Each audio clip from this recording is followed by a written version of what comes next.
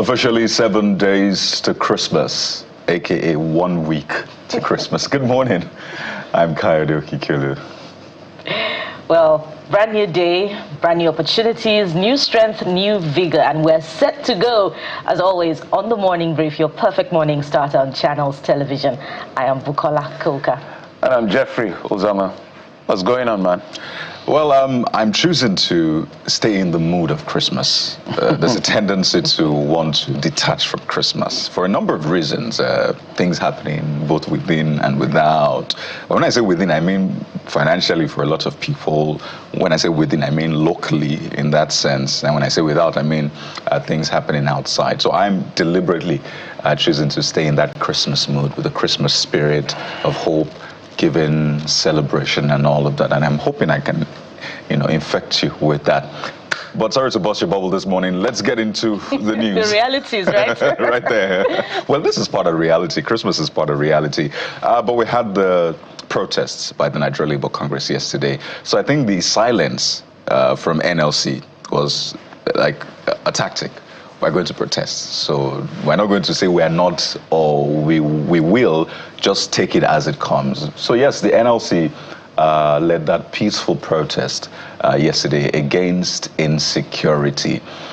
In spite of the meeting which they had with the president, I think it's good to see, at least for a lot of people who had been wondering, does the NLC have bite? This meeting that they had with the president again, will it stop the strike and all of that? So the NLC protested, and I think this is what we should encourage in democracy. Peaceful protests. Let people air their voices. The NLC president had said that a lot of the people killed and kidnapped are workers, right? So, I mean, they can't play the ostrich. It is affecting them. So the workers protested yesterday against insecurity, and it is good to see, I must say. It was peaceful. Their message was heard.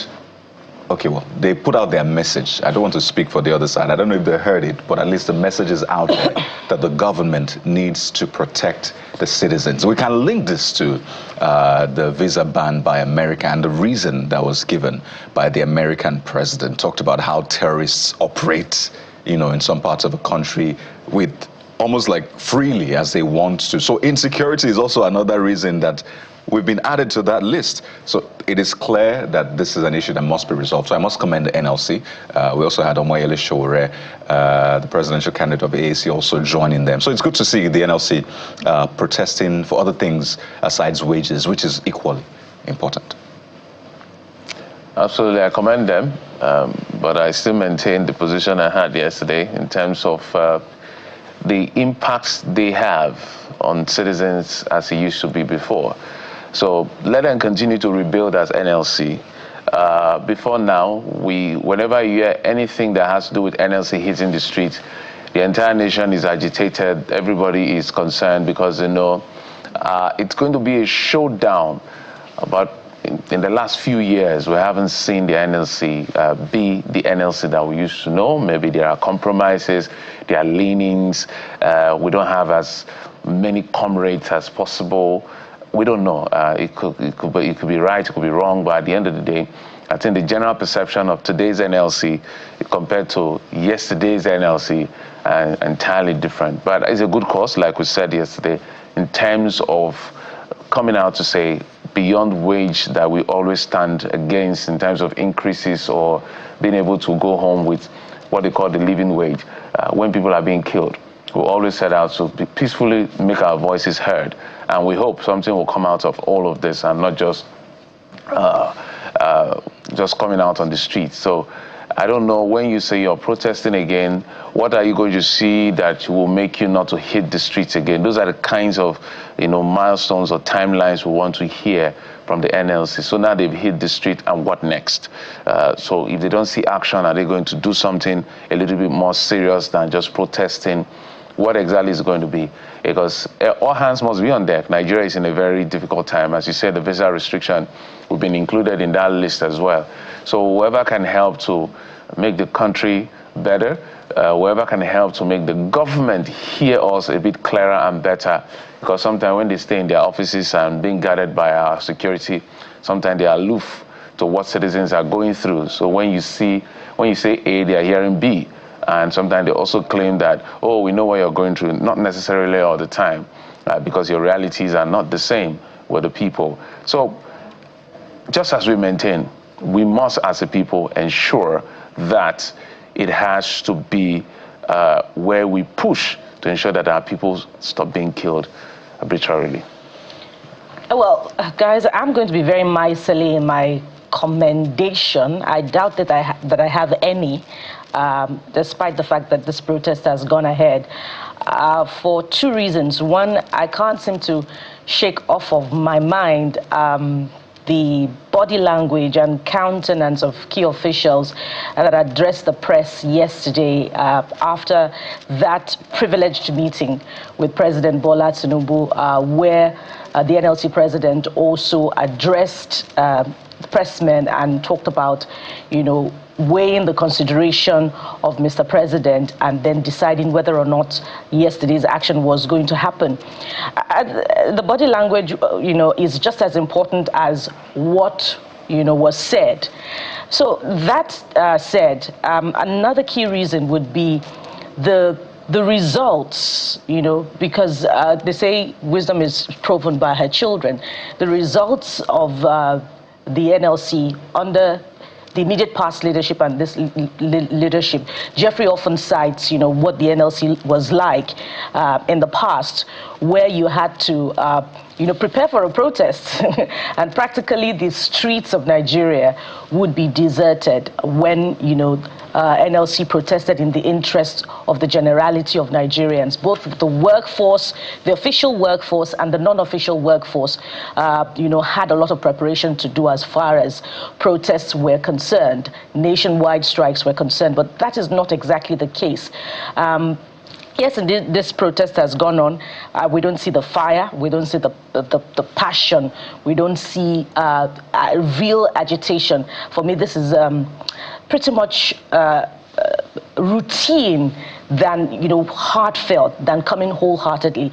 And for good reason yet again, when you consider when the NLC at the beginning of this administration protested fuel subsidy, what happened to those key demands, I believe 26 of them from government that NLC, wanted, to see, come alive, become reality for the Nigerian people, and one of which was the removal of fuel subsidy. Of course, even if there's a consensus of opinion that it was a necessary bitter pill that Nigeria had to swallow, such that the long-term transformation would be actualized, following temporary sacrifice. But what about the other demands? Visible on that list was also the refineries. So the refineries, becoming active and working in the interest of Nigerians. But have we seen that? But in fact, we have seen inconsistencies in the state of those refineries, according to what government officials have told us. The results of labor, as far as the fight for the interest of Nigerian workers, in the official and non-official private, in the private sectors is concerned, is not quite impressive. So I wonder how Nigerians are processing this. I'm sure that there will be a very interesting shade and perhaps shades of opinion that will color this particular protest, guys. Well, the days will tell. We'll see if the government is listening and if labor also gets more bites, according to people. But a lot of people are describing another thing that played out yesterday as using one stone to kill two birds. Some have said it was inevitable. It was in the works already. It's just a mere coincidence. And I'm talking about the resignation of engineer Farouk Ahmed of the NMDPRA. So that's the midstream and downstream authority, right? And then we also saw the resignation of the upstream commission. That's Benga Komalafe, right, of the NUPRC. Again, let's reiterate. The drama we saw over the past few days was Dangote versus Farouk Ahmed of the NMDPRA. So when people saw that he had resigned, they said, oh, okay, maybe this makes sense, even though there's still an investigation which must go on under the ICPC. But then the NUPRC resignation also came through again, and people were thinking, wait a minute, what is going on? But hey, some of these things were were already in the works. So it looks like a coincidence anyway, or using one stone to kill two birds. In any case, there's been nominations now for two people to take their place. But I think the generality of Nigerians are asking that that investigation must go on.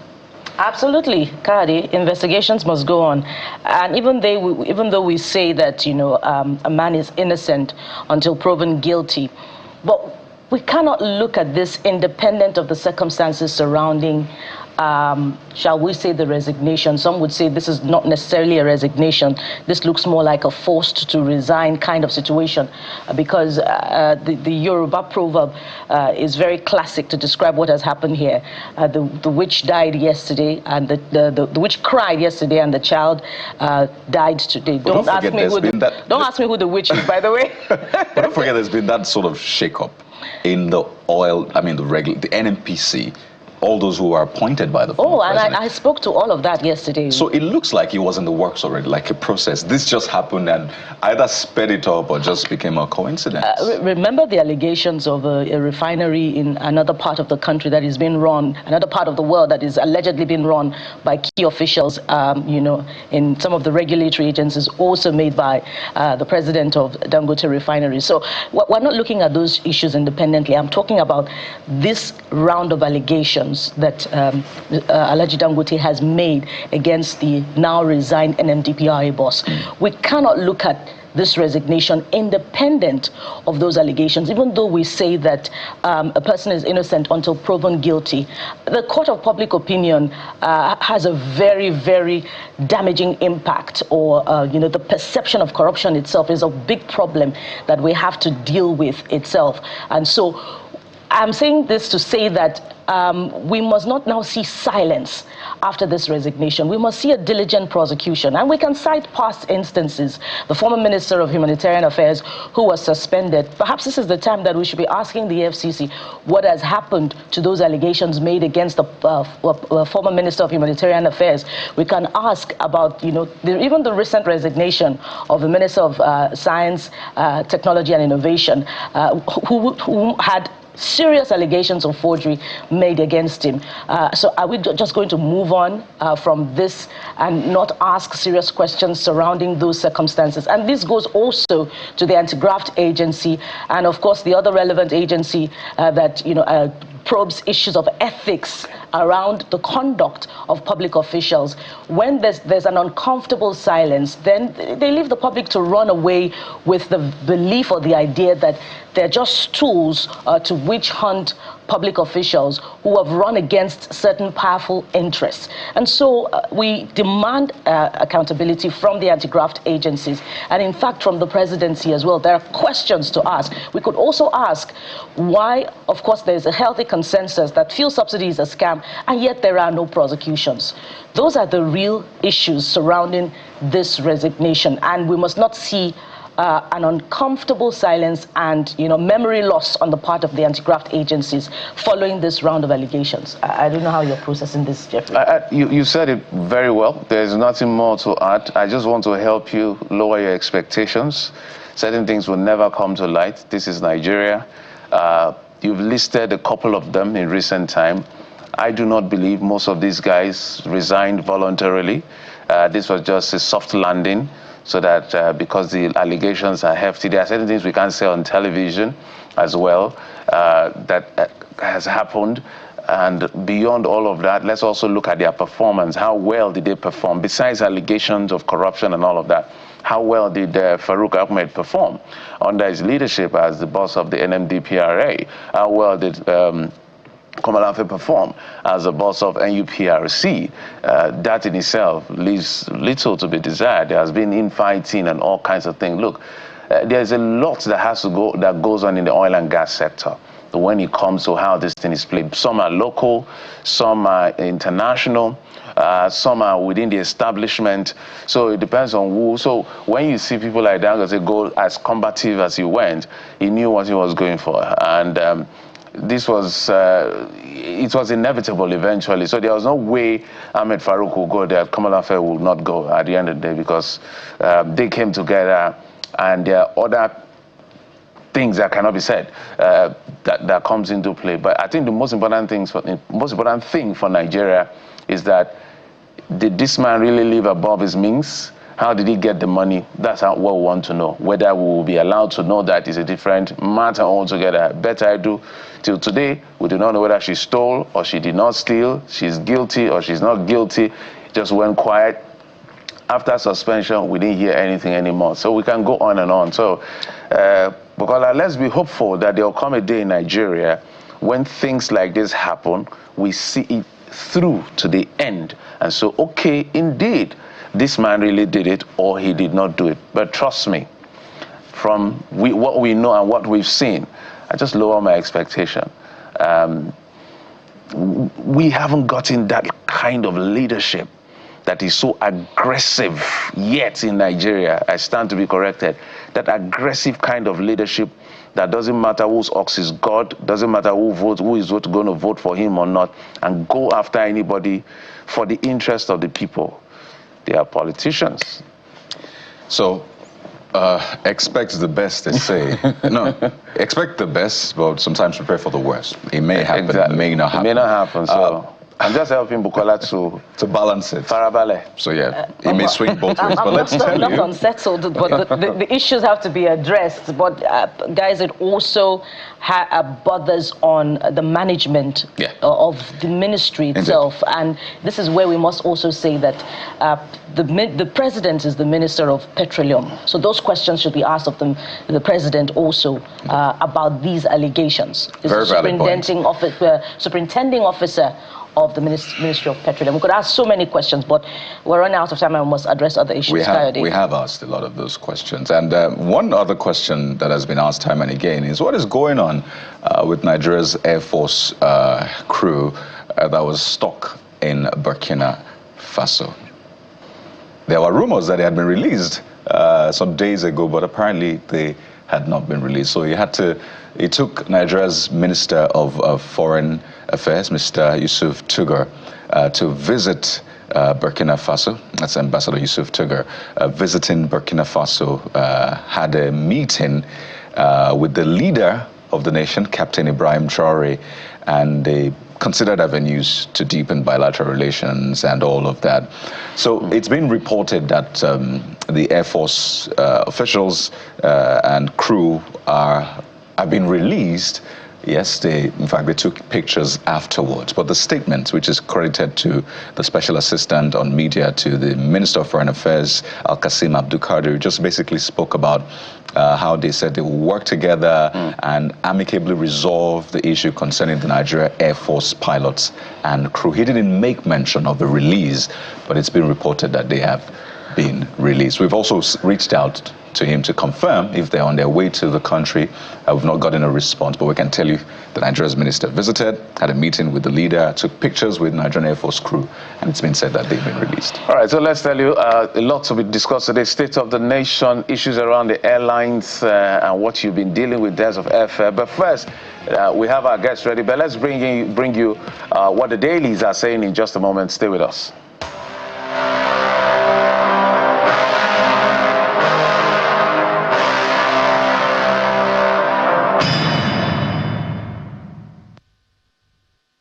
Ms. Ambrose Igboke joins us from Enugu. Ms. Ambrose Igboke, thank you so much for coming on the program. Thank you. My name is Igboke. Helping me to add the W. Sorry. Chairman of the Guild of Public Affairs Analysts, Enugu State. Let's get straight to business, Mr. Igboke. The Guardian is where we start off from. The Guardian is leading with tax reforms, pushback, revenue crisis, threaten 2026 fiscal plan. Remember when the president had come to say, look, we're good. Non-oil sector has really done pretty well. We don't need to maybe bother what Trump is doing, but now we're seeing fresh issues. The analysts are saying that a lot is gulping our revenue that we're trying to aggregate as much as possible from salaries to debt servicing that was earmarked about 15 trillion and all of that. What do you make of this? Well, somebody was asking me between the president and the minister for finance that which side of the story will I take? I said, well, I will take the side of the minister for finance because the president is always briefed by his people. I don't know where the president got his own statistics from, but I'm very sure that the president may be a slip of the tongue or something. When Nigeria continued borrowing after removing fuel subsidy, after removing all kinds of electricity subsidy, after removing subsidy and taxing the citizens high and mighty, we thought that we will be able to finance our budget. But again, the budget is so bogus, anchored on nothing but on the hope that the international oil pricing or gas pricing will remain the same or will go up. Any nation who depends on the volatility of global oil trade to solely to finance itself, especially when we are mismanaging our resources the way we do, is heading for economic destruction. And during the course of the year, the way the president went about a borrowing spree, we make any discernible mind be aware that we couldn't finance our budget because the borrowing was high. The National Assembly was always approving loans, different types of loans from different parts of borrowing institution, China Exim Bank, from the World Bank, from everybody were still borrowing. So that is just suggests that we couldn't finance our budget. I would have resorted to borrowing. It's even not the problem here is that it's a far cry from the projection. And so that's why I said, what are these projections anchored on? When you do these fiscal projections, we are projecting 40 trillion naira for revenue for the year, and we are just in 10 trillion by December 17th, December 18th. So it is very clear that we are in a very serious trouble.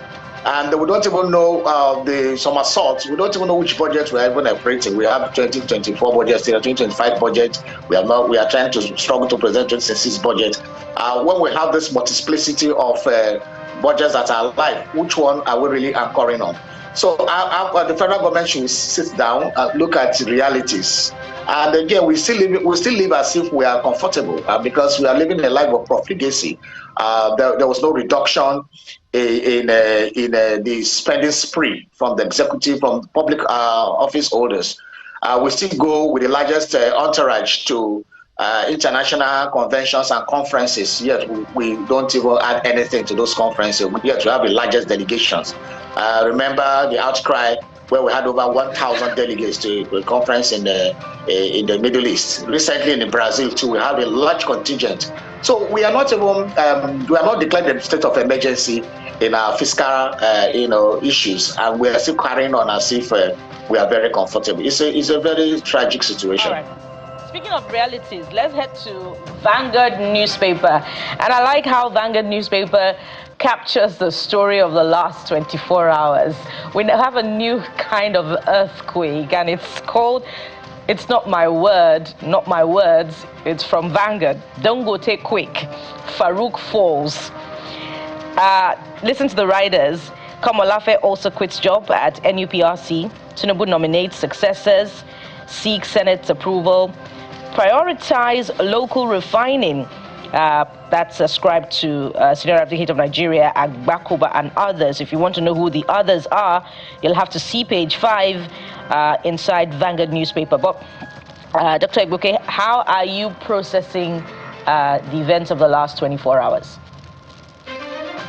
I rather feel concerned and worried that it took Dangote to have infractions with his brother Farouk for us to know, for the federal government or for the president to take action. These things, what has been ICPC been doing over the ICPC will not pretend to not know that this man was living above his means. ICPC will not pretend to know, or EFCC, that a lot of deputy directors, a lot of directors and permanent secretaries and public officials in our ministries, departments and agencies are living above their means. I mean, a lot of them have their children schooling in the UK, the United States, and Canada, just before the war broke out in Ukraine, everywhere, South Africa, name it. We are everywhere. These children are not there on scholarship. Majority of them are there, sponsored by their parents, converting naira into hard currencies for them to fund their children overseas. And we keep wondering, where are they getting this money? And the ICPC keeps quiet. EFCC keeps quiet. The ministries keep quiet. And we know these things have been happening over the years. So there's a kind of silent, acquiescence to what these people are doing. And we all know this. I mean, go and see the kind of lifestyle these people live. Go and see the kind of cars they drive. Go and see the kind of houses they live in. Maitama, Sokoro, in Ikoyi, VI, Lekki, everywhere. They are living as if they are not public, officer.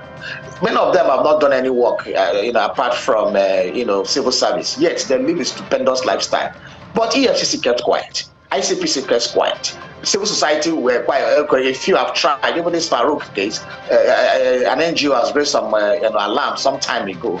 But EFCC did not, or ICP did not go into it until there became a clash of the titans, where Dangote now doubled down, and because there has some issues and differences. It is not good for us that we should wait till this kind of things happen before the president asks them to resign. Secondly, it's also underscores why, out of a lot of turnaround maintenances we have had since like 30 years now, our refineries have refused to work. It's the same Farouk that told us, took all the media houses, including channels, everybody was there, to Port Harcourt. They gave us some lighting, lighted up the refinery as if it was a Christmas evening. Everywhere was bright and, and the whole thing rolled to life, we clapped. And then it went silent. It is only in this country such fraud would be accepted with glee. Somebody took us strand, refinery refused to work. Yes, we all continued as if nothing is happening here. And so the same man pretended over this and he was allowed to stay. And so it also underscores that it is deliberate that our refineries are not working. Our 4 refineries are not working. We have been importing refined products for more than almost 30 years. And we are not even concerned. We don't need any prophets to tell us again to say these are the reasons why. There must have been some individuals who are benefiting heavily from this, as Dangote has insinuated. How do you get $5 million to spend on secondary school for your children? And then some of them are given to the best school. And those people, if it's clear, most of these people are not on, they are not on scholarship. Right. And our people don't even hide it. Our public civil servants, they show it everywhere, even in social media. Oh, my son just graduated from Oxford University. Oh, my son just graduated from Ayrton College. My son, my daughter did this, my daughter did that. And yet nothing happens. So it's a sad reality on how we carry on as a country. A little wonder why we are still where we are, stunted, even after 65 years of generous gifts that God has given to us. And I think if there's anything to also learn from this episode is the fact that Nigerians must begin to sorosoke.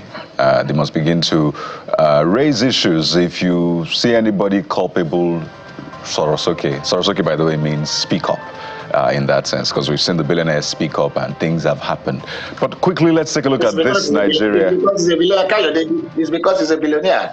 You and I have been speaking of what has happened. Well, let's continue to speak up, Mr. Igboke. We shouldn't get tired to Sorosoke. More people will eventually catch that bug. But this Nigerian newspaper is next. Again, leads with that story. But I think a lot of people may have also missed the fact that the nominee to replace the outgone NUPRC boss is a woman by the name Orishemeyiwa Eyeson.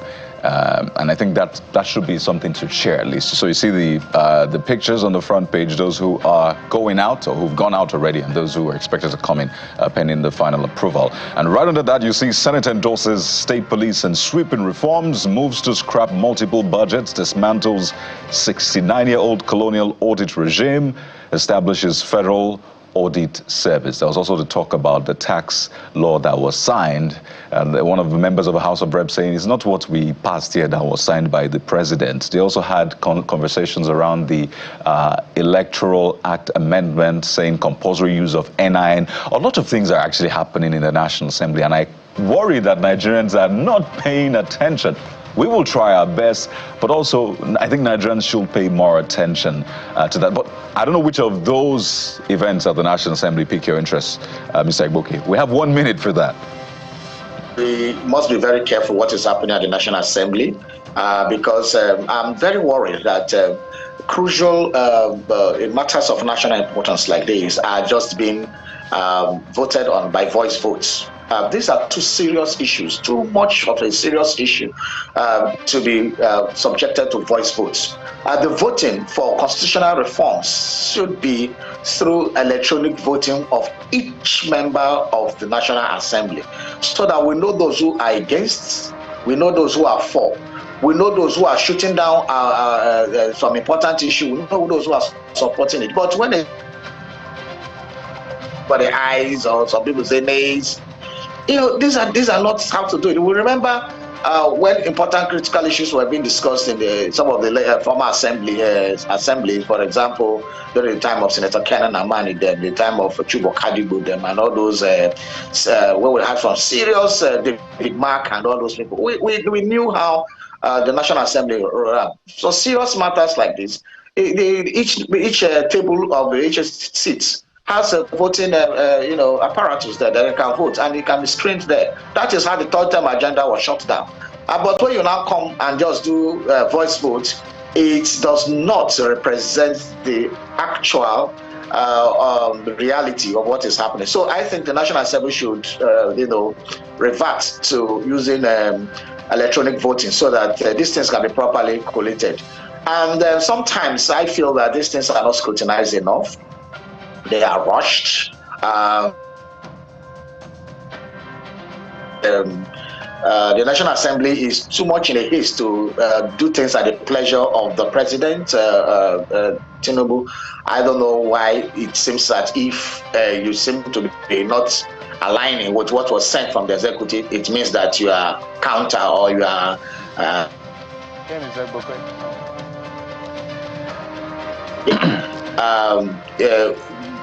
democracy doesn't run that way. Democracy is the National Assembly is supposed to have checks and balances. Yeah, but I think your points are well noted. I think one most important thing you said today is the fact that we need to pay attention to what's going on in the National Assembly. We've seen the argument over what was passed against what was gazetted, plus some lawmakers debating over they don't have details of certain laws or bills that have been passed in the National Assembly, and all kinds of things that happen that some of these lawmakers complain about. Nigerians should be interested. Mr. Ambrose Igboke is the Chairman Guild of Public Affairs Analysts in Enugu State. Thank you, sir, for coming on the program. Thank you for having me this morning. Fantastic. We'll take a break. We'll come back and we'll get to the conversation around the state of our nation. Join us again.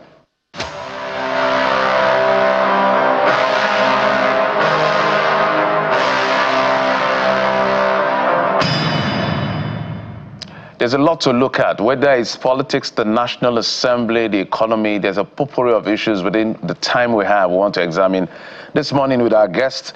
Mr. Ken Okolugbo is a public and political affairs analyst. He's also a consultant on communication and strategy to the Senate President. Mr. Okolugbo, thank you so much for coming on the program. Thank you for having me. All right, so let's get started with... Thank you for having me. Fantastic. We heard you, sir.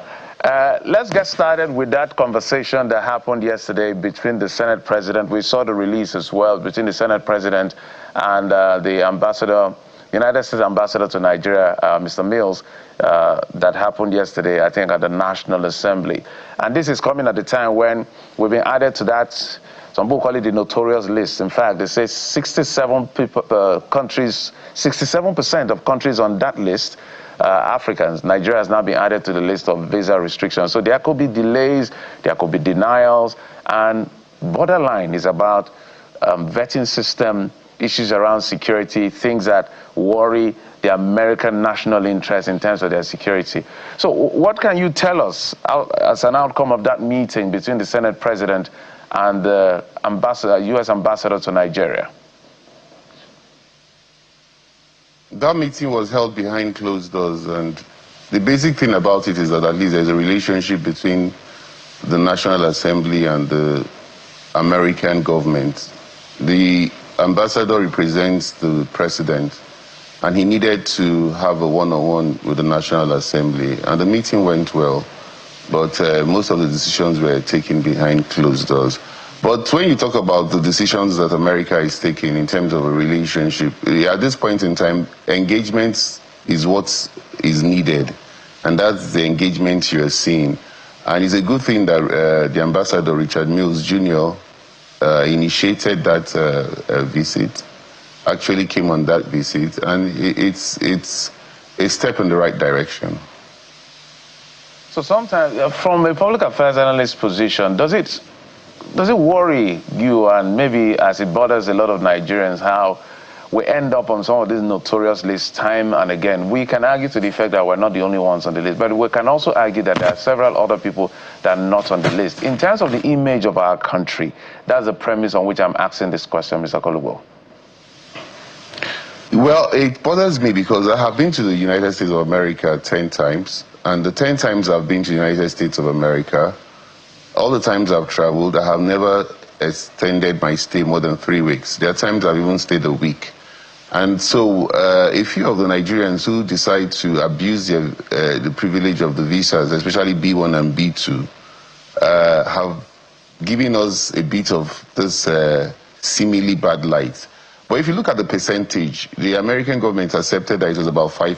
5% is a bit negligible, in my own opinion, as a public affairs analyst. And I don't think 5% is enough for you to decide to blacklist us at this material point in time. I think the engagement that has gone on yesterday and a lot of things that had been discussed, which I am not privileged to speak about here, it's a step into giving them the right direction. There is no Nigerian that we know of that has carried out any terrorist attack in America.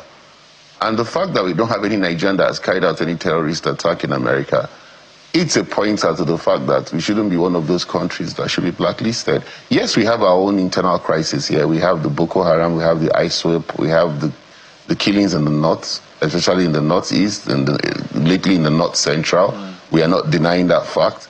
But the truth is, we have to call a spade a spade. We have not had one Nigerian that has been said to have carried out a terrorist action in the United States of America. And that's a fair point, Mr. Kolugbo, particularly when you look at the list of countries. Nigeria, in terms of percentage, is third to the last when it comes to overstaying. But that's really half of the story. Very, very well. But that's half of the story, Mr. Kolugbo. And I want us to, as much as possible, paint the full picture. So for the, whether you call it the B1, B2, or B1/B2, that's the 5%. But you see, for the F, M, J categories of visas, those are the either student visas, whether you call it vocation, and all of that, it's approximately 12%. Again, it is low when you compare to other nations. But when you look at the volume itself, Mr. Kolugbo, I think 2 years ago or thereabouts, Nigeria had 1% of the total non-immigrant visas, which was, let's say, about 10 million visas. Nigeria got 1%. That's about 100,000 plus. So if you do the math, in terms of volume, Nigeria has more. You get what I mean? Because no, that's about 10,000. 1%. Exactly. 1%. Nigeria is one of the countries that gets most of those visas, top 15 for America. So those other countries that we were, put in the same group don't have as much visas granted to them. So in terms of volumes, numbers, Nigeria has more than them, but in terms of percentage, it is low, right? Just to paint the full picture, Nigeria gets a huge chunk of the visas. But that's by the way. But here's my point. In terms of conversations, because I know that a lot of Nigerians will be looking at the government to say, what is going to happen? Because there must be some sort of representation for Nigeria. Let these issues be placed on the table. Because for some of the other countries that were on the list prior, some of them were removed because the US government said, we've had conversations with their government, we've seen that things are improving. So would there be someone to speak for Nigerians? And I know that for some people, it's not a big deal. But for some others, it is major, whether they want to go study or just further business, because the B1, B2 is also affected, and that's business in some sense. So do you think there will be some sort of representation for those Nigerians? Of course, it is a big deal. For example, I have a son that is an American, and who knows in future he might want to settle in America, and I will want to go visit my son. So it's a big deal for a whole lot of Nigerians if you look at it from that perspective. And that's why it's very important for the American government to relate with us, not from the hostile perspective. It's a pity that the security situation has given us this negative impression. But we need to be able to engage, like you rightly said. And the president has done very well. If you notice, At the National Assembly, we had 3 ambassadorial, non-career ambassadorial nominees have been confirmed. And a couple others have been cleared by the Foreign Affairs Committee, and most likely would also be confirmed. And I think the president is in a hurry now to ensure that we would have a permanent representation at the United Nations and at least a high commissioner in Washington. And when we have a high commissioner in Washington and a permanent representation in the United Nations, we will now engage more with the government of America, and they will seem to understand that some of this negative, I mean, I have not rubbed out the fact that we are having security challenges, but some of these things are also propaganda being perpetrated to put and cast us in this kind of light to make it impossible for us to be able to have a cooperation with the American government and deal decisively with this extremists in the north causing most of these killings. All right, let's get to other issues now, and perhaps this would be a good opportunity for you to help dispel concerns about the Senate President's health. Being the third man, the number 3 man of the country, it's quite important for Nigerians, you know, to have a clear understanding of the state of health of the Senate President once and for all. And this is coming especially against the backdrop of rumors, on many of them unfounded, about what happened to him in the last 48 hours. Help us understand exactly where the office of the Senate President lies on this one, stands on this one. But you have answered the question already. It's unfounded, and that's the answer. But what exactly is what I've come to realize? Senate President. What I've come to realize it's not only been the Senate President, even Minister Wike. The other time they also said he was. In fact, they said he was in Kamato. Some said he had stroke, and the next day he was commissioning PrEP. You saw Minister Wike. In fact, he was in your studio. He had a live program with Shenwo Kimbaloye. The day before, they had said he was in coma. So I think it's just what is happening with social media. We must regulate social media. You know, everybody's a publisher when you are on social media, and they don't seem to understand really that there is a law that says that you do not, what you are not sure of, you don't even propagate it. You don't share it, talk less of when you originate it. The Senate President is very hale and hearty, and you saw him, he's been sitting. He sat yesterday, he sat the day before yesterday, and that answers the question.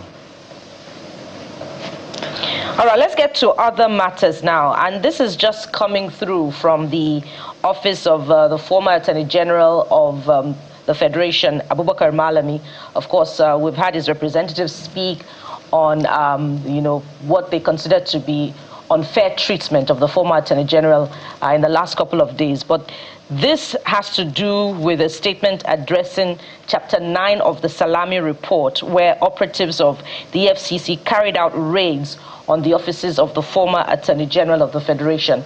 And Mr. Malami is saying that the current EFCC chairman should recuse himself from this on the basis of bias. Help us understand what exactly is happening, because there are comments and concerns to the effect that the current administration is using the commission to go after past officials of the Buhari cabinet that seems to have moved their allegiances away from the current administration to other parties or coalitions. So is that the case here? I don't think Mr. Malami is being fair. As a former chief law officer of this country, I expected more from him. What he's actually reducing himself to, it's blackmail, not even a subtle blackmail on the EFCC. When you talk of a report that was never gazetted, a report that was never published, a report that was seen by Nigerians as orchestrated because you wanted to remove Mago at that time, and you said because of that report is why you would not want to answer to alleged criminal infractions you have committed, you are trying to challenge the powers of the state. The powers of the EFCC is very clear that to investigate and prosecute economic and financial crimes. And I think we must give it to Ola Olukoyede. he has made a whole lot of difference in the fight against the fight against corruption. In the last 2 years he's been in office, we haven't seen any EFCC chairman perform like him. With due respect to others who have been in that position, you know, the 753 houses that have been confiscated, even though he's on appeal. We have heard his report where he was said to have given 100 billion seed capital to NEL Fund and to the Consumer Credit Scheme. And I mean, the rate of recovery has been such that you can see that it has never been like this. I speak because I try to speak with facts. Now, the impression that is given is that it is only the opposition former ministers that are being arrested. But Ngige is still a member of the APC, and he's still in detention, if my memory is right. Pardon me, sir. You say is the most exceptional, but we just raised questions earlier on today about the cases against certain officials that we have not heard anything about, and perhaps that is debatably far from exceptional. What happened to the cases of allegations against former Minister of Humanitarian Affairs? We haven't heard anything about that particular case. Perhaps I don't know if you want to answer on this one on behalf of the current. No, I'm not the spokesperson. Leadership. I'm not the spokesperson of the EFCC. You're not the I'm only looking at the facts that are before us. But you have also spoken in favor of the EFCC just moments ago. Oh yeah, because I need to be realistic. It's the facts that we can see. Pardon me, sir. We could also ask about the petition against former Delta State governor. Since his defection, we haven't heard about that as well. Ifeanyi Okowa. Yes, Ifeanyi Okowa, I will tell you, that petition was written by, may his soul rest in peace, Papa Clark. And that petition was one that has been investigated by the EFCC. And you remember he was brought in for questioning, and he was released on bail. I would want to believe that instead of us to pander to the former EFCCs that used to do media trial, let us also give it to this EFCC who rather want to maybe go to court and get a cockshot case than a case that they are not sure of, and at the end of the day, you find them losing out in court. Because you notice that EFCC has lost a lot of cases, you must also agree. So one would also look at it from that perspective. I wouldn't know the state of the case against Dr. Ifeanyi Okowa, incidentally, who was my governor. But at least he was brought in for questioning, and he was made clear by the EFCC that they were still investigating his case.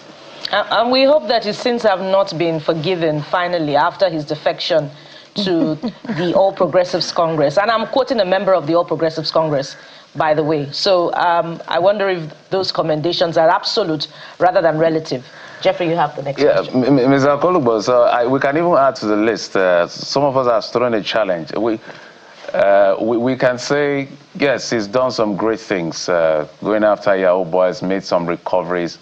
But I think one of the general mark of how this commissioner will be, I know it's not the one we're talking about, but just since this conversation segued in this direction, is Yahaya Bello. He said he would rather resign if he doesn't see through, because for him to make that kind of comment, he believes that Yahaya Bello did something wrong against the Nigerian state. So that may be a milestone, that may be a marker to decide whether or not he has done a great job. Geoffrey, sorry to butt in, but in Yahaya Bello's case, remember he's being tried by two courts. He's being tried by a Federal High Court and the FCT High Court in Abuja. And I think that shows the fact that they are determined. Why I followed Yahaya Bello's case was that was a case, if you remember very well, that was very celebrated when they tried to arrest him and all the issues that came with it. And the fact that Yahaya Bello is still practically the leader of the APC in Kogi State. So the fact that two cases are still ongoing in two courts, the FCT High Court and the Federal High Court, at this point in time, you must also know that it's beyond the EFCC. We must also put our judiciary under trial here. Because most of these cases are being delayed by the judiciary. You know, the reason, that is why Mr. Kolugbo, my apologies. Reawakening, yeah. Yes, my apologies is to the fact that if the EFCC comes after you, it is believed that we believe they know that you did something wrong, an infraction as alleged. So they want to get justice for the Nigerian state because you've made some great comments about it. So that's true. Because at the end of the day, if this Yahya Bello case falls flat on his face, it will look like this is another media trial to mess up his name. But that's why, Geoffrey, I'm saying that we should put the judiciary on trial here, because if two cases are going on in the FCT High Court and in the Federal High Court, and they are not able to speed up the trial of Yahya Bello, who will you blame? In fact, most of the cases we have had, the corruption cases we have had and criminal cases we have had, has been the fault of the judiciary. For example, look at me, I have a case in the appeal court since 2013. It's an interlocutory appeal, not even a final appeal, and I don't even have the date of the next hearing. So the judiciary must do something about this backlog of cases they keep ongoing. It's frustrating. I think what we should do, if we should be making a proposal, is to have a special court for trial of corruption cases, so that these cases will not be delayed unnecessarily. You know, lawyers want to make money. They bring all kinds of bottlenecks. They bring all kinds of delays. They bring all kinds of frivolous motions.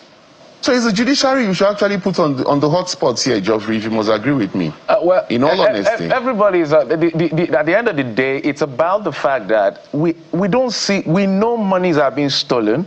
EFCC raises alarm and then sometimes goes to court. But at the end of the day, we want to see big men, former governors, former ministers in jail.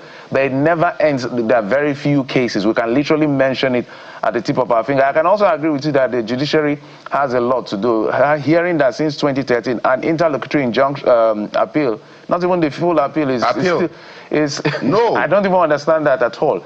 But it's a conversation we'll continue to hold for. But let's move on now to other issues. Let's talk a bit more about politics of the National Assembly. Now, the All Progressives Congress has made very strong inroads. I always say that they are successful politically, because when you have all these governors moving for whatever reason, I don't know the reason, and then all these lawmakers moving, so they are just getting fatter by the day, or getting bigger, if you will. That's the right language, by the day. So super majority or significant majority in the Senate, for instance. The worry is that the National Assembly, by perception, is seen as a rubber stamp. That is the perception. Whether it's reality is another thing. And Nigerians have a reason. They can tell you, for this, we wanted this to happen, but our lawmakers did this. There was a classic case of where the polity was divided. For instance, the Rivers State case, the polity was divided for and against the whole Rivers emergency issue and the suspension of governors. But what happened was that the lawmakers were united in that decision. So if you're representing the people and constituents are divided, how come our representatives are united? So it looks like we are in different train altogether. I'm saying that to say, if the perception is that the National Assembly is rubber stamp, now that the Senate has a majority, where does that leave us as a people? I think that's the wrong perception, and the perception that have stood with the National Assembly. They want a National Assembly that would always be confrontational. And I can tell you that the 10th National Assembly has not been confrontational, but has made a lot of inroads. For example, if you ask me, 5 regional development commissions have been not only been the baby of the National Assembly, but has been signed into law, and actual representatives of these commissions have been sworn into office. Before now, Geoffrey, you agree that the Niger Delta Development Commission was the only one we had from 2000. Then we had the Northeast Development Commission. And what am I trying to say? What I'm trying to say is that you don't have to go on a tirade of being combative, like Adara Modu would always tell you, the spokesperson of the Senate, who is doing so well. We will tell you that, look, what Nigerians want to see us do is to actually go into a boxing match. You don't have to go into a boxing match to be able to achieve what you need to achieve. The Security Committee meetings that were held in the 6 geopolitical zones, a lot of Nigerians did not recognize the fact that someone like Senator Jimoh Ibrahim had moved a motion on the very critical issue of our security concerns before Ted Cruz started even talking about killings of Christians or genocide in America. We tend to, look beyond our National Assembly and, look outside more. But if you look at the facts, like you said in your intro with that person that you're speaking to in Enugu, a lot has been happening there, but people don't tend to look at it because they want to see a fight. And if they don't see a fight, they don't appreciate what is happening in the National Assembly. But it is the only arm of government that is affected. Even when you have a military coup, you have the executive arm, you have the judiciary, you never have the legislative arm. The basic principles is check and balances, making laws, ensuring. For example, the budget is not out. The National Assembly has frowned at it and has clearly said the executive should speed up on the issue of the budget. The medium-term expenditure framework and the fiscal strategy paper only came towards the close of the year. And we are talking about budget 2024, 2025, and 2026. So there's a lot that is going on that you need to interrogate. But people don't tend to interrogate these things. And even when you bring these facts, their minds are already made up, they're biased about it, and they don't want to look at the details. To accept the fact that, look, these milestones have been achieved, and a lot can still be achieved. Look at the minimum wage. It was passed in record time. Wow. People earn 70,000. A drop in the ocean, some will say, but at least better than the 30,000 that they were earning. And so many other things that you look at that has been achieved within this period. Look at the tax bill. If I can come in here quickly, because of the governor's resistance. And that's where I'm going to next, the tax laws. And I want to show you this image in June when President Bola Tinubu signed the laws. You see, the Senate president was right beside him. They had done a lot of work about this. I can't even see the image, but you can go. Don't worry, Nigerians have seen it. Nigerians, you know that image so well. You've seen that image time and again. Nigerians are the ones seeing it right now. But here's my question, Mr. Okolobo. Yesterday on the floor of the House, a group of concerned lawmakers said that the tax laws that they passed in the National Assembly and subsequently signed by the President Bola Tinubu was altered after the passage. So they are saying that what we passed is not what the president is signing right now under the watchful eyes of the Senate president.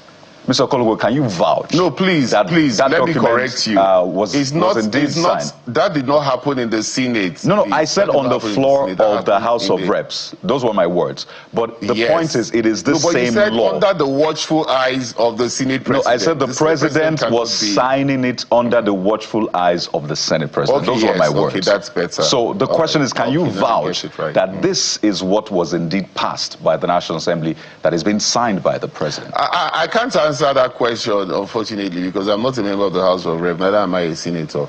So, but when this bill was passed into law, it was taken to the president. We will look at the bill. There were consultants, don't forget. There were consultants who also handled parts of this. Mistakes can happen. I'm not saying that he's right, but there can be typographical mistakes. When consultants have, for example, during the joint sitting of the Constitutional Review Committee, there were issues that came up at the final sitting, and they noticed that it was a typographical error. And a lot of people said, oh, the suggestions I made were not captured, this was not done. So it's a work in progress. That is not to say somebody was trying to be deceptive. So what kind of process then will take off after this? After the lawmaker on the floor of the House has raised the issues? But for the House of Rep, I can tell you for free, what he has raised, the Speaker is going to look at it, going to compare the documents, and it will be corrected. It has happened over and over again in the National Assembly. Those corrections are made. Even the president will decline to sign a bill because of mistakes. You've heard the Senate president read a couple of times the letters of the Senate president saying, from the president saying, look, I'm declining to sign this bill because this is a mistake here. It's not a mistake, and I value the point you're making, but these are very grave issues. Talked about several oversight, accountability, and reporting mechanisms that were approved by the parliament. He said they were removed in the final act. So if it was just typographical error, instead of saying is, said were. If it was saying no, but what you can suggest is there should be an investigation. No, if there's an investigation and they find out that it was done deliberately, then I'm sure they will find those. It's easy to find those who are culpable. But for now, I would believe it has to be with typographical error, whatever mistakes that were seen at the House of Reps. That's what I believe, because it is too dangerous for you to embark on such a venture, because these things are recorded. Every sitting of the House of Reps and the Senate is always recorded. It's like a court process. So it's not possible for you to think that you can alter it without them referring to what has happened. And that's why, if there's a mistake, they also, see it. All right, Mr. Ken Okolobo, I want to thank you so much. Public affairs analyst and now the consultant on communication and Strategy to the Senate President. Thank you, sir, for coming on the program. We appreciate it. Thank you for having me. We'll take a break, and when we come back, we will talk about the aviation sector. We'll be joined by one of the CEOs of one of Nigeria's airlines, given now that the prices or the price of airfare is just over the roof, literally. So we'll get to those conversations and potpourri of issues around the aviation sector that we want to delve into in just a moment. Stay with us.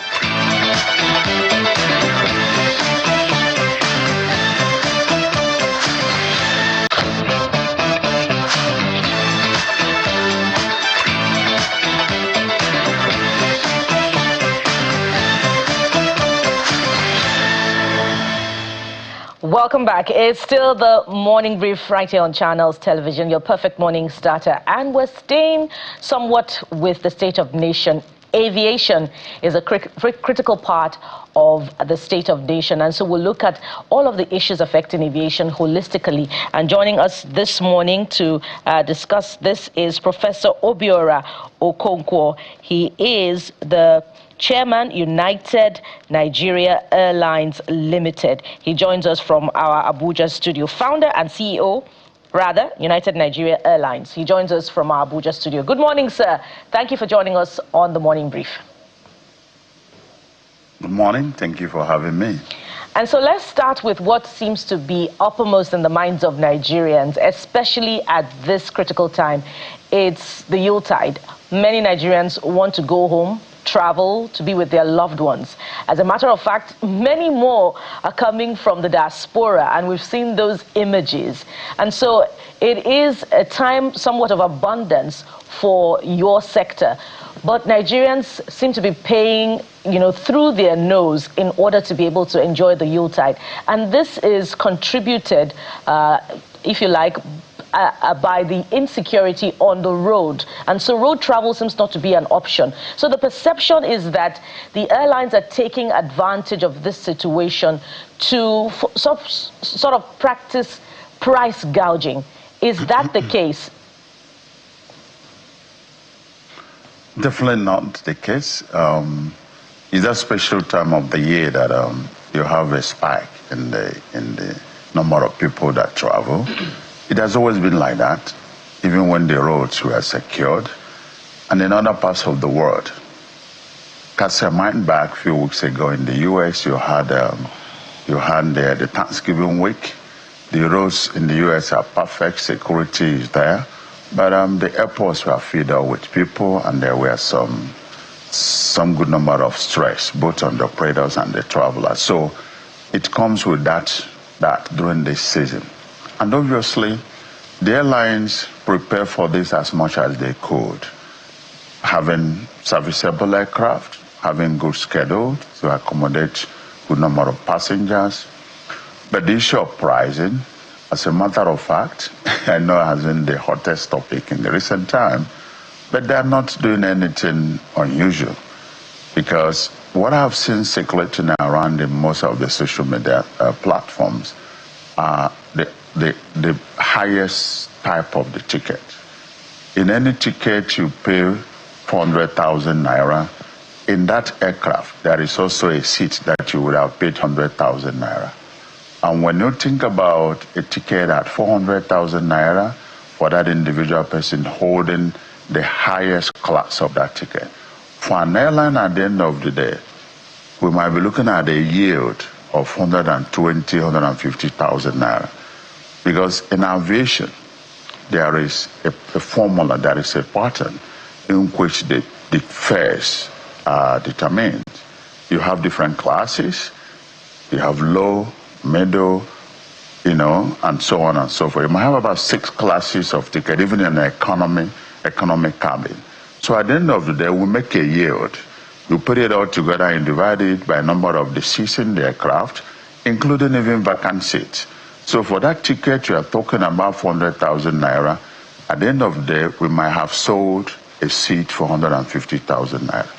And there are minimum amount of ticket you have to sell in terms of number and in terms of cost to be able to break even. because you still have to break even, you still have to be able to service the aircraft and meet all your obligations to be able to put out the aircraft there to be of service to people. So I really sympathize with Nigerians. Do not forget, once upon a time, tickets were sold at 20,000 naira, 30,000 naira, and at that point, it could have been about $200, $250, because of the exchange rate. Today, even at the highest fee, which you see in the economy, which is just 200-something thousand, is barely $200. So some of those tickets I see circulating, being sensationalized, they're actually not economy ticket. They're either business class ticket or premium economy ticket, which must have been bought on the day or a day of the travel. So I really sympathize with the people. We're not happy because tickets must be affordable to people. It's only when the tickets are affordable that will fill up the aircraft. For us, we want a filled up aircraft. We want to have 90% pax load, 95% pax load. That's when we're in business. That's the way the business works. So one wonders why, even within Africa, correct me if I'm wrong, I'm saying even within Africa, correct me if I'm wrong, sir, it feels like our local transportation system, our local flight, seem relatively, whether it's Yuletide or no Yuletide, what season or no season, seems relatively more expensive than others. Why is that? Sorry, you mean it's more expensive in Africa than where? In some parts of Africa compared to Nigeria. That's what I compare. Yes. Let's say South Africa and some other places in terms of local travel, when you consider the distance as well as the cost in terms of dollar terms. Well, I don't know what rate you have, but I still think that even at that, traveling internally in Nigeria is the cheapest. We know the rates around the world. Any 1 hour flight you can make in any part of the world that is less than $100, you must have bought a ticket that is discounted, and then there must have been someone else in that aircraft who may have paid $1,000 for the same 1 hour flight. So you use it to compensate for your low ticket. So that's the way it works. So I really don't think that, and we operate the same aircraft that are not manufactured in Nigeria. We buy aircraft from the same market. We buy spare parts from the same market. The labor, the same amount of money we pay pilots, even if they are Nigerian pilots, it's the same amount you pay pilots in America. And you can see most of our aircraft also have expatriate pilots. So the cost of operation, even in Nigeria, is higher. And don't forget, 99.5% of every expenses in our operations, spare parts, maintenance, procurement of equipment, is all in dollars. But we still sell this ticket here in Nigeria and in Naira. And we have to convert it before we make our expenses. So it's really, and then our operational cost is enormous. We take loans at 30, 35%, as the case may be. And those countries they are referring to may be taking loans at 2%, 5% maximum. And then we also here pay a whole lot of taxes and fees that do not exist in any part of the world. So our operational expenses is way higher, but still, for some reasons, we still charge low. I fly in most part of the world. I've made 45 minutes flight at $1,500. Multiply that internally, not even across the border. So I don't think that that's the case. So Nigeria remains the cheapest place in terms of airfare, but as a matter of fact, it is to the detriment of operators. We have had high mortality rates of airlines in the last few years. It is good that we understand this and know that everything has to be done to remove taxes, to remove levies, for the airlines to be marginally profit. All right, we're going to look at your claim. So I know you've traveled a lot. In fact, for the fact that you own an airline, we should take your word for it a lot, but we need to double check on the claim of Nigeria being the cheapest in terms of dollar terms. But where I'm going to with my question exactly is, The Minister of Aviation was called out to see what he can do. Members of the House of Representatives were concerned because if you check the flight, say, for tomorrow from your airline, maybe the cheapest may be 350,000. Then if you go way back, way forward to like a week Christmas, it comes down to as low as 100 and something thousand naira. So time is important. But generally, what they were saying is that it's too expensive. And I think if I remember correctly, the aviation minister said, look, this sector is deregulated. There's really nothing he can do. So is it that there is really nothing he can do, or there are incentives that can come through for operators that can help, further scale down the price?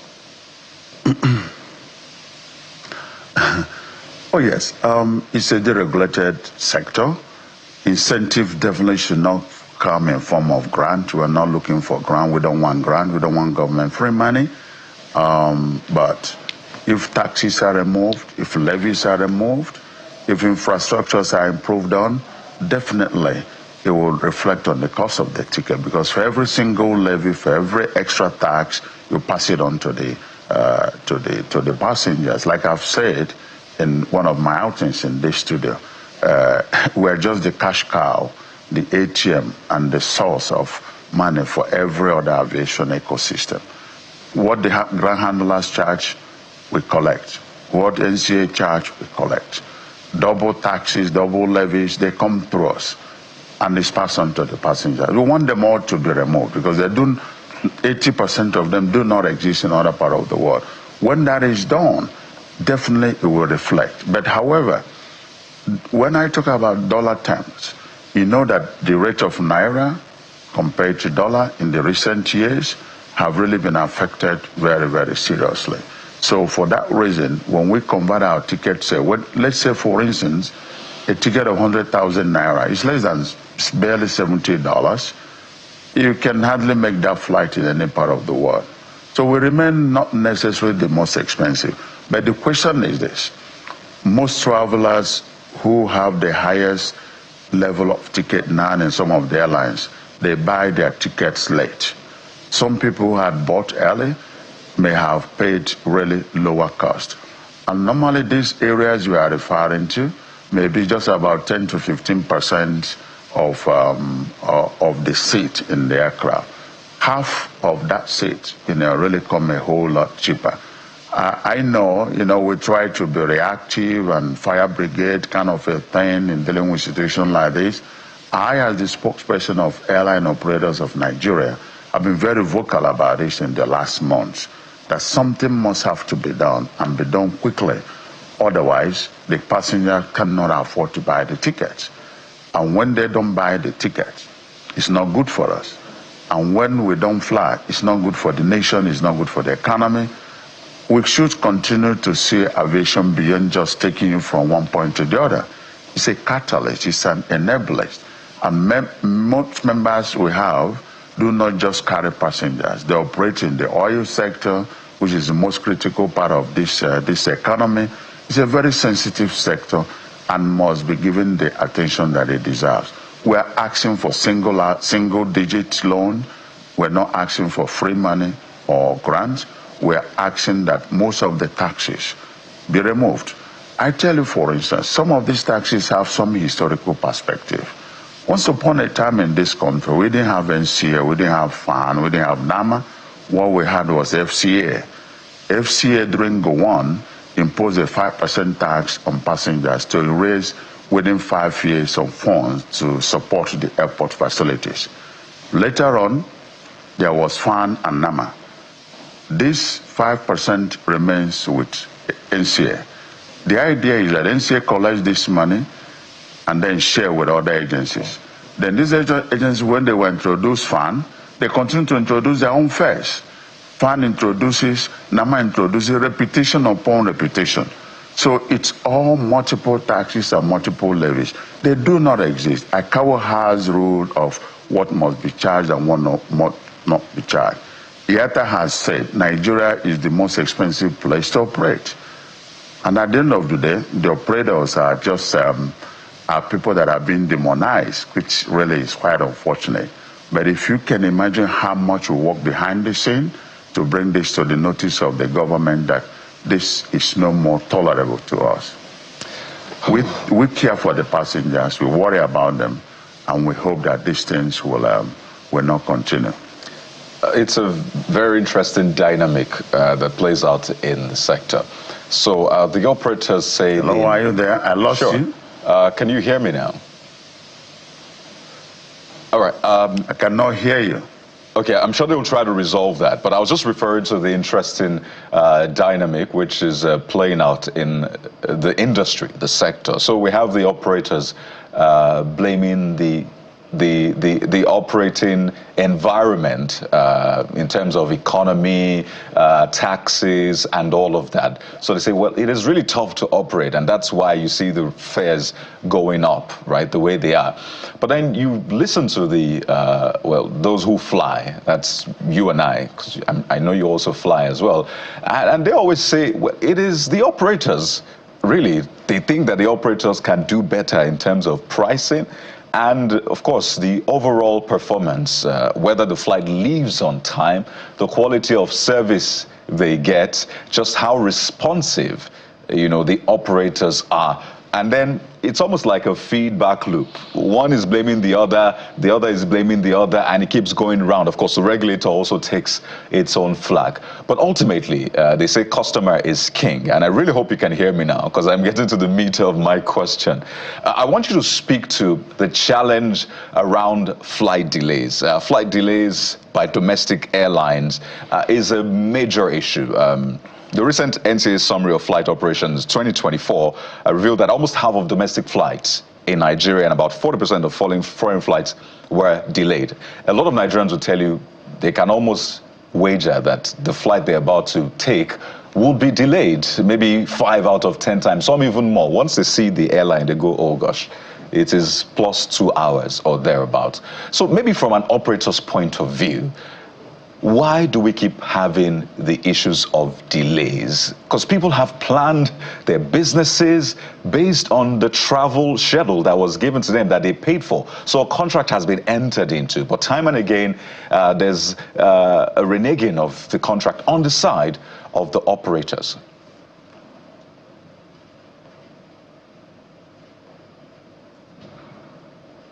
Take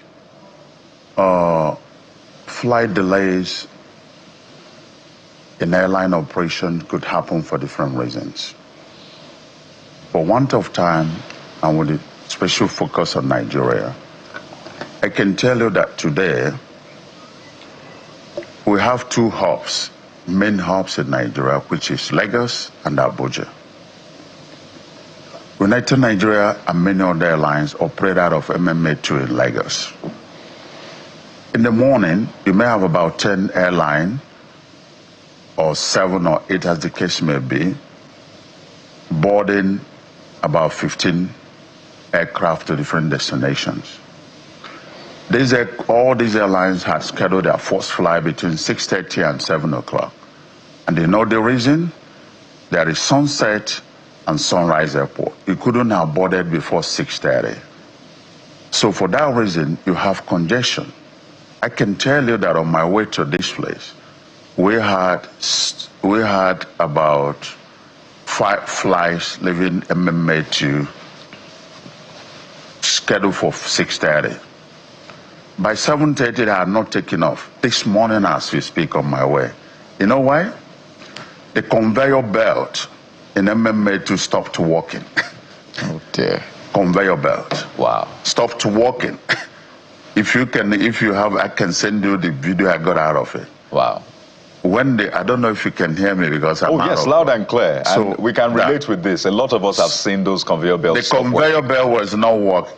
The conveyor belt stopped working, and then the congestion, boarding congestion at that airport is enormous. So we're talking about a situation where you have all your aircraft are serviceable. Your staff had come to work by 4 a.m. Your crew had sat at the aircraft ready to take off by 5:30. So when you had finished with the problem of the conveyor belt, which will harden the process of checking in, then you go to the boarding gate. all these aircraft, all these passengers from different airlines are crowded in 1 or 2 boarding gates. That's another 1 hour. When they finish the boarding gate, they have to come and wait for the limited resources of the vehicle that will take them to their different aircraft. So when you had finished boarding, assuming you are lucky to escape this after 1 hour, 1.5, then your aircraft is blocked by so many other aircraft because the space available is very small. You have to wait for them to clear this aircraft. So if they have to clear 10 aircraft at the same time, they might have about 2, 3 pull-back equipment to do that. Then you have to queue. And by the time you queue, these aircraft now have to be given takeoff approval by the tower. Then you queue 10, 15 aircraft behind. So we're talking about these 2 hours. By the time you finish, you are already 2 hours behind schedule. And these 2 hours behind schedule accumulated down the day could get to 3 hours. That could be one of the reasons. Obviously, there may be other occasions that these things are also from the operator. It's not 100% operator. I mean, or 100% the other cases. But I can tell you that from our own records, it could be operator 5%. And the reason is simple. Unless there is an AOG, that means that your aircraft cannot fly, you have to offer some maintenance or verification, which is inevitable. That is done because of safety. Regulation in Nigeria is very tough, and we don't have any complaint about that. You must clear that fault before you fly. Apart from that, the only reason you are in the business is to fly. It's not to sell tickets, because when passengers buy their ticket, they could still not fly and they have the right to get their refunds. It's only when you fly. And the only inventory, the only product we have in the whole business of aviation is to sell tickets. Unless we are doing cargo, we don't do cargo, we are commercial flights. So I can tell you that it is to desire and interest of any operator to fly on time. If I can just, pardon me, quickly come in. So the question then will be, the customers have a right to demand a refund. But too many times, that's very tough. Well, yeah, so basically, delays are not peculiar to Nigeria. So that's why some of the benefits to the customer when delays are done are articulated, and the rule we apply is worldwide rule. Customers have right to demand for refunds if they are refundable tickets, because some tickets have conditions that are not refundable. And there are some also indications in some of the contract agreement for ticket sales that you have to wait for 1 week, 2 weeks, depending on different company policies. But I can tell you that more often than not, some of the customers do buy their tickets through agents or through other third parties. And the rule of refund is that you must only refund the money to the account that paid the money.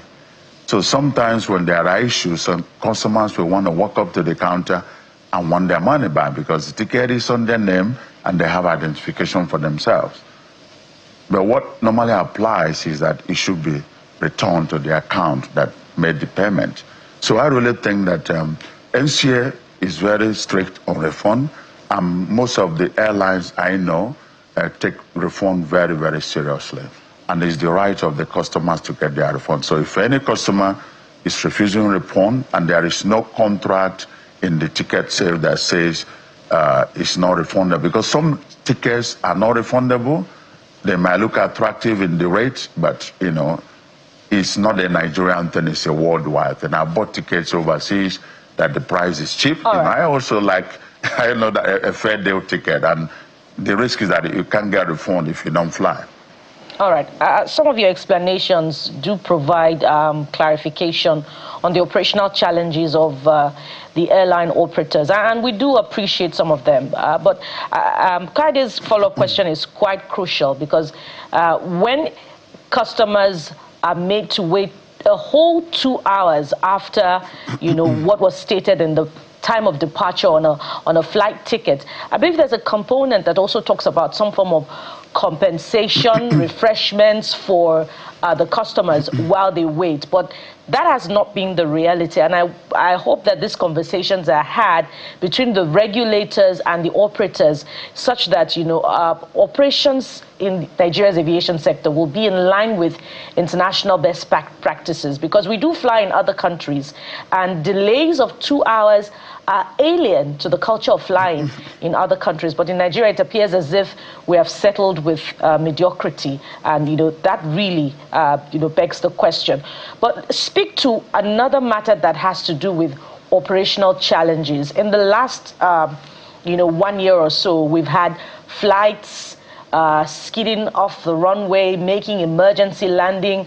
The regulator has had cause to wield the big stick on some airlines, and another has been brought to that now growing list, the Cessna aircrafts that crash landed in, I believe, Imo. It was headed for Port Harcourt from Kaduna. Some would say that some runways are not suited for emergency landing. Is this part of the operational challenges? Is it, the regulator that should take the blame for this, or a big question should be asked about the practices of airlines in terms of checking to be sure that their aircraft, have the integrity to fly? Thank you very much. Before I go into that, I want to dwell a little bit on the compensation. Yes, there are rules that are applied all over the world that a certain period of delay, 2 hours, you get this, 3 hours, you get that, and so on and so forth. It's a worldwide rule. But I can tell you that so far it's a worldwide rule, delay applies in other parts of the world. But what we do get here is that in those parts of the world, passengers behave in a very civilized way because they can only apply their rights legally. But here in Nigeria, we do have unruly passengers. That's not fair. It doesn't help any situation. So I'm seizing this opportunity to apply to people. If you are delayed, it's unfortunate. It could be for different reasons. No matter what that reason is, we are expected only to be very, very civilized in our behavior. In fact, it's so serious that in other parts of the world, any infraction at the airport is treated as terrorism, no matter how minor it is, because that's where life of people are at stake. So we need to also address that, maybe take another time to do, because it's becoming increasingly intolerable for the operators and the workers. As of the other issue, I can tell you that Nigeria is one country that has the least incidents of airline-related matter. I can tell you that, and it has to do with kudos to NCA and other regulatory agencies, because we are regulated more than any other country in the world. I can tell you that. So our incidents are very minor. Issue of incursion, runway incursion, is very, very common. As a matter of fact, that's why in any of the runway, at the other end of it, the pattern of building it that is muddy. It's muddy. That's why sometimes when it skips out of the runway, it ends up in a muddy environment. It's built specially because it's anticipated any part of the world. It could be for one reason or that. It's so minor that it should not be anything for worry. Yes, could we have had a better infrastructure? Yes.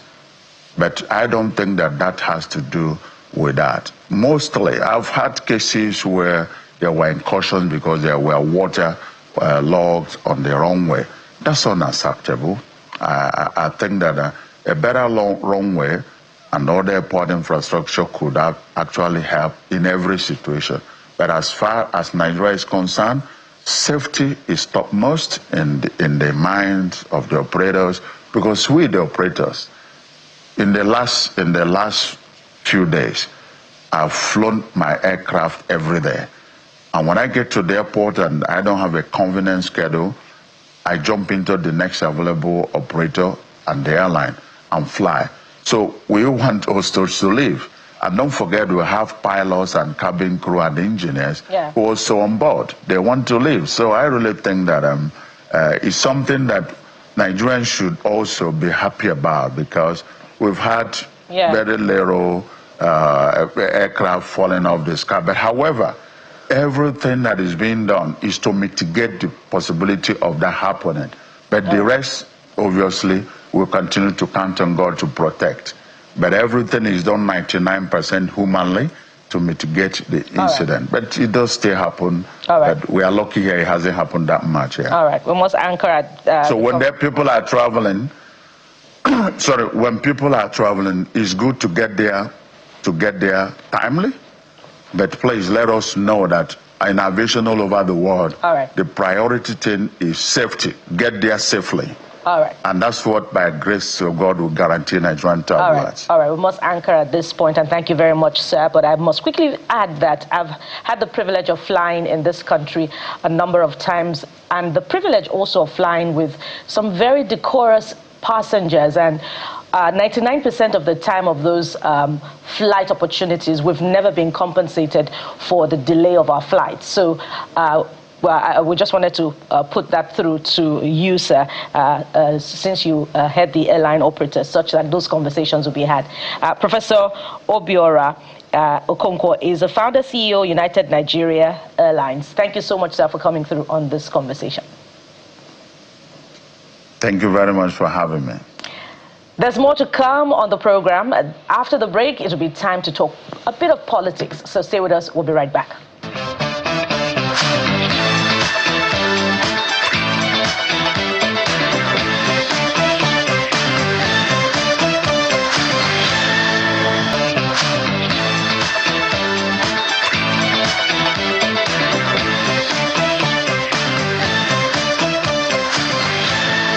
Well, let's talk politics and governance. We're joined on the program now by Mr. Kefas Ropshik, was an aspirant, a governorship aspirant in the People's Democratic Party, PDP, in the 2023 election. In fact, came second to the current governor. He's also MD, CEO, Kefiano Group. Joins us from our Abuja studio. You're welcome to the program, Mr. Ropshik.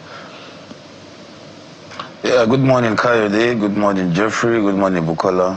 And good morning, viewers. Well, it's good to have you on the program. Pleasure to be here. As we always do, we first want to check your political location and affiliation. Are you still in the PDP, or you're in the APC, or PDAPC, as people have said? No. I'm still in the PDP.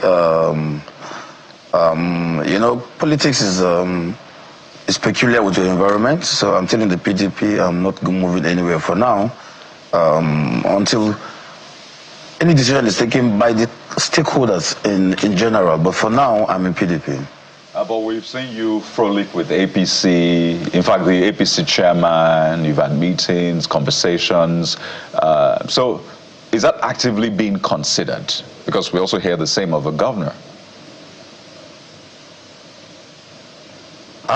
No. The truth is this, yeah. The governor has his own mindset and reason why he is discussing about going to APC. But for now, he has not moved. We still see him in PDP. But for some of us, I'm in PDP. I'm not moving to anywhere for now. I still remain a PDP member. And so that's the position for now. Spoken like a true politician. Put the caveat for now. But again, people are asking, which of the PDPs do you belong? Because we need to narrow it down. Is it the FCT ministers PDP or the Turaki-led PDP? If we want to be very realistic, the only recognized PDP right now, whether anybody likes it or not, is the Turaki-led PDP, because it has followed through the due process as far as some of us is concerned, and we all know all the political skirmishes happening in the other group. But then, as a right-thinking person, we know that the Turaki PDP is the recognized PDP for now, and that is where some of us belong to. We don't belong to the other faction as far as I'm concerned, because I'm a man of conscience, and so I do things rightly, and so for now we're in the Turaki-led PDP. You know, all of this talk about politics really for a lot of people, is secondary. What they want to hear about is governance. The politicians can do the politics, which will influence the policies that will then improve governance. And naturally, we must talk about governance in Plateau State. The primary role of government is security and welfare.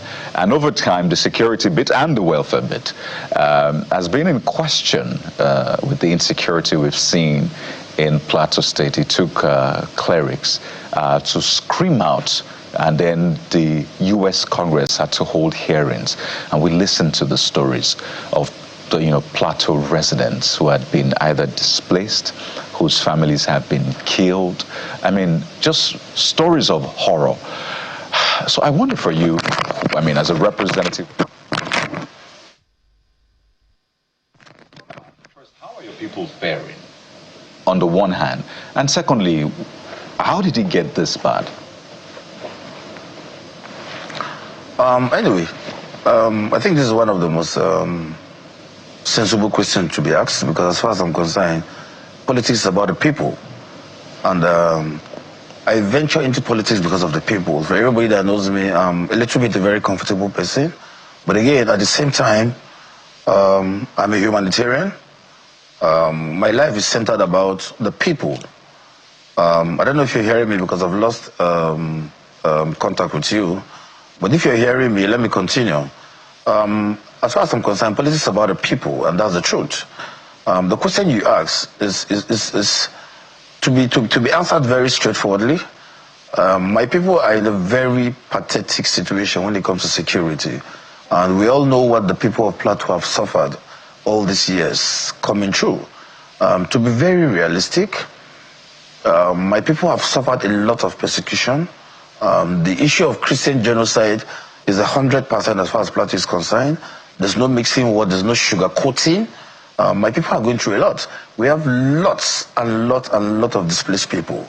If you want to go by the data, I don't think we can get it right, because there are a lot of people that you can't even get the data of what has happened to them. The issue of American government putting Nigeria as a country of particular concern, for some of us, let me speak about myself in particular, I think it's a very welcoming idea and it's long overdue, and that's the truth.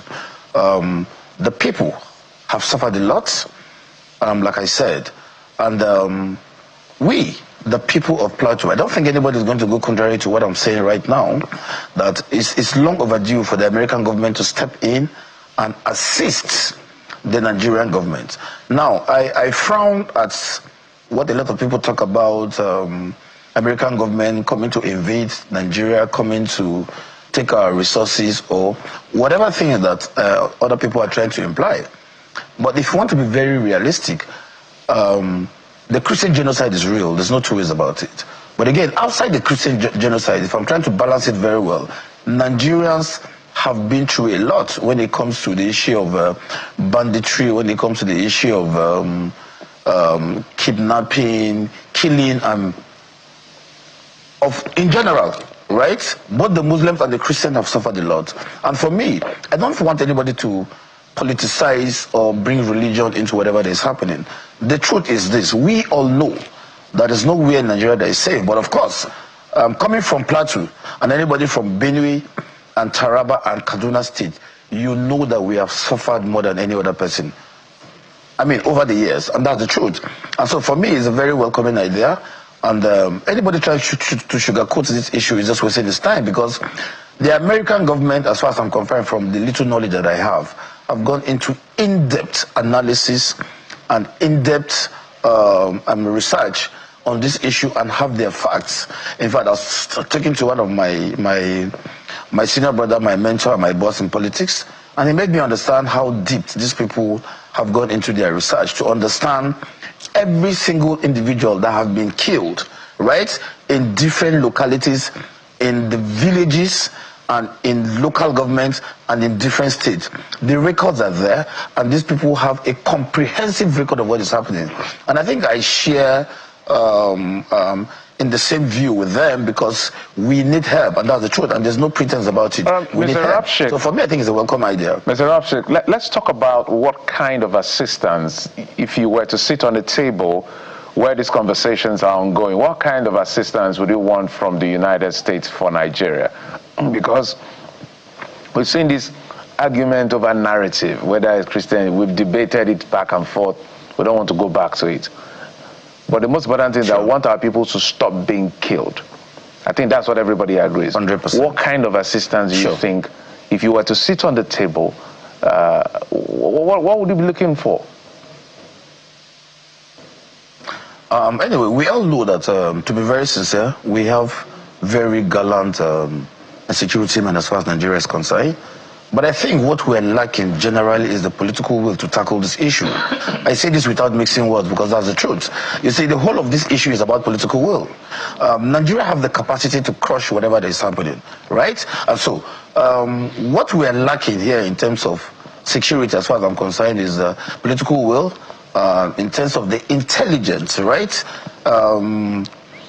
Intelligence to know the movement of these people and otherwise. Now, I equally want to believe again that most of the time, so the intelligence is there, but what we are really lacking is the political will. And so we need assistance in terms of tackling this issue head on the way it is. And so you see, for the American government, nobody's going to compromise whatever information that they have. You understand? And so security now, as far as I'm concerned, can be handled in different ways, especially using technology. And that's the truth. Now, there are different ways of tackling these issues. We know that there are drones that can use to target most of these places. And for some of us, we equally know that before the American government will come in head on, they know the location and the whereabouts of where most of these people are. The intelligence can be provided, the equipment can be, and for me, I see nothing wrong in American government even being on ground to help our military tackle these situations head on. But of course, most times, so even what usually is the major problem is the sabotage within the system itself. You understand? And you know that if American government is going to come in, trust me, operating from their own perspective, it's going to be difficult for anybody to sabotage them because they will not even share most times the intelligence that they know in trying to strike. And so, one of the problems we have again is in terms of equipment and the technology in handling these issues. I think these are the aspects that I think genuinely the American government can come in. All right. I have so many follow-ups to that, but let's manage our time and talk about your principle. It's no longer a matter of if, but it's now when will he formally defect to the All Progressives Congress. But we saw Governor Caleb Muftuang being one of the 5 governors that attended the Ibadan convention of the Saminu Turaki-led PDP. So how are we processing this anti-party activities, given his participation in the Ibadan PDP? And there are serious talks about his defection having divided and caused a lot of intrigues and concerns within the PDP fold in Plateau State. So help us address those two matters. Yeah, without mixing words, there's nobody in the PDP, as far as I'm concerned, that is taking his defection lightly. And like you said, it's in the public domain already. We all know that he's going to APC already, right? For me as a stakeholder, I want to say this without mixing words. They might not go well with some people, but I don't mix words when it comes to saying the truth. For us, as far as PDP is concerned on the plateau, a lot of people see PDP like a religion as far as Plateau is concerned. You know his background, where he's coming from. When he contested for governorship of Plateau State, there was a ruling party in Plateau State, which is the APC. But because of the natural love and organic followership as far as Plateau is concerned, that's the reason why he was voted in. And I think he won the election and he was announced the governor of Plateau State. And everything has been moving well. So for some of us, we're still confused as to what is the reason why he's moving to APC. We can't comprehend that, and that's the truth. And I think it's a very wrong move as far as I'm concerned, if you're going to ask me. But of course, he has his reasons, which he has not. That's the annoying, that's the funny part of it. He has not called us, some of the stakeholders. He has not called the stakeholders to tell us the reason why he is going to APC. So I can't really give you a reason now why he's going to APC. He knows better. Probably he is going to answer that. But I can tell you for free, the general impression of the people on the plateau as far as PDP is concerned, we're not happy with his move to APC because this mandate is given to him by the people, not for anything, but because of the trust and belief that the people have as far as Plateau is concerned and PDP is concerned. Well, so it's not a welcoming idea to a lot of us, and that's the truth. And so we feel as if we're being thrown under the bus as far as this is concerned. Well, we'll see how things play out in Plateau State, but it's important that we hear all sides. We've been speaking with Mr. Kefas Ropshik. He's in the PDP. He remains in the PDP for now. He's the MD CEO Kefiano Group.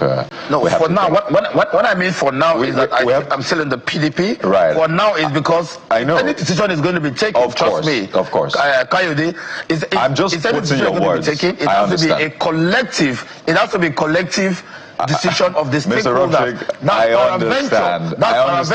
We have to go now. Eventually. I totally understand you. I didn't say what you didn't say. I just used your words, but it's okay. Well, thank you for your time and wish you the very best. Thank you, Kayode. It's a pleasure being here. Thank you very much. So we must make a collective decision to end the show now. Yep. Thank you very much for being there. We'll be back again tomorrow. I am Bukola Koka. And I'm Jeffrey Ozama. Bye-bye. I'm Kayode Okikili. Sunrise Daily is next.